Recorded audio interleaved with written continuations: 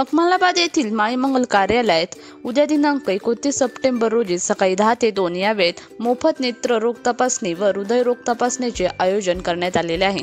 या शिबिराचे लाभ घेण्याचे आवाहन ज्ञानेश्वर काकड यांनी केले आहे। आता जाऊया पुढच्या बातमीकडे।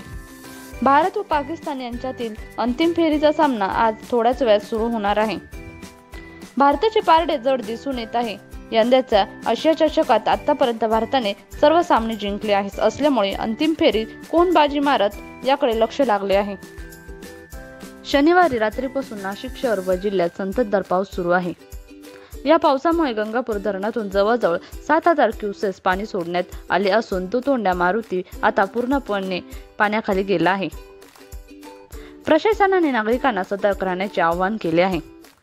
पुढील 24 तासात आणखी मुसळधार पाऊस कोसळणार असल्याचा अंदाज हवामान खात्याकडून वर्तवण्यात आला आहे। NK न्यूज साठी अस्मिता खरनार, नाशिक।